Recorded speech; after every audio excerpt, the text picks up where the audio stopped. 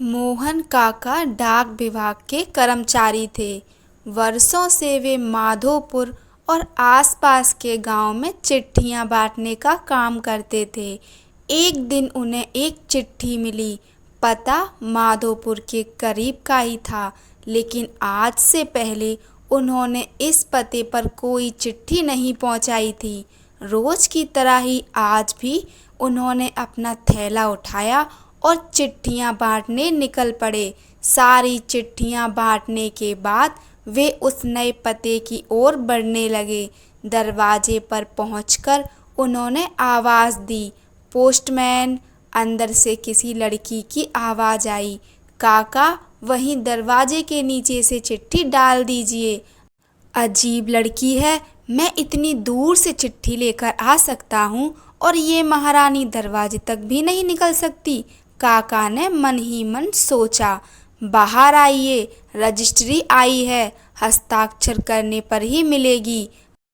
काका खींचते हुए बोले, अभी आई। अंदर से आवाज आई। काका इंतजार करने लगे, पर जब 2 मिनट बाद भी कोई नहीं आई तो उनके सब्र का बांध टूटने लगा। यही काम नहीं है मेरे पास, जल्दी करिए, और भी चिट्ठियां पहुंचानी हैं। और ऐसा कहकर काका दरवाजा पीटने लगे। कुछ देर बाद दरवाजा खुला। सामने का दृश्य देखकर काका चौंक गए। एक 12-13 साल की लड़की थी, जिसके दोनों पैर कटे हुए थे। उन्हें अपनी अधीरता पर शर्मिंदगी हो रही थी। लड़की बोली, क्षमा कीजिएगा, मैंने आने में देर लगा दी। बताइए हस्ताक्षर कहाँ करने हैं। काका ने हस्ताक्षर कराए और वहाँ से चले गए।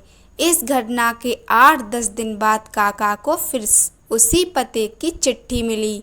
इस बार भी सब जगह चिट्ठियां पहुंचाने के बाद वे उस घर के सामने पहुंचे। चिट्ठी आई है, हस्ताक्षर की भी जरूरत नहीं है, नीचे से डाल दूं? काका बोले। नहीं नहीं, रुकिए, मैं अभी आई, लड़की भीतर से चिल्लाई। कुछ देर बाद दरवाजा खुला। लड़की के हाथ में गिफ्ट पैकिंग किया हुआ एक डिब्बा था। काका, लाइए मेरी चिट्ठी और लीजिए अपना तोहफा। लड़की मुस्कुराते हुए बोली, इसकी क्या जरूरत है बेटा? काका संकोचवश उपहार लेते हुए बोले। लड़की बोली, बस ऐसे ही काका, आप इसे ले जाइए और घर जाकर ही खोलिएगा। काका डिब्बा लेकर घर की ओर बढ़ चले। उन्हें समझ नहीं आ रहा था कि डिब्बे में क्या होगा। घर पहुंचते ही उन्होंने डिब्बा खोला और तोहफा देखते ही उनकी आंखों से आंसू टपकने लगे। डिब्बे में एक जोड़ी चप्पलें थीं। काका बरसों से नंगे पांव ही चिट्ठियां बांटा करते थे, लेकिन आज तक किसी ने इस ओर ध्यान ही नहीं दिया था। ये उनके जीवन का सबसे कीमती तोहफा था। काका चप्पलें कलेजे से लगाकर रोने लगे।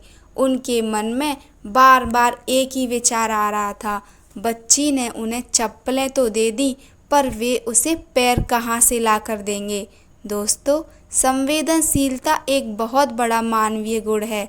दूसरों के दुखों को महसूस करना और उसे कम करने का प्रयास करना एक महान काम है। जिस बच्ची के खुद के पैर ना हो, उसकी दूसरों के पैरों के प्रति संवेदनशीलता हमें एक बहुत बड़ा संदेश देती है।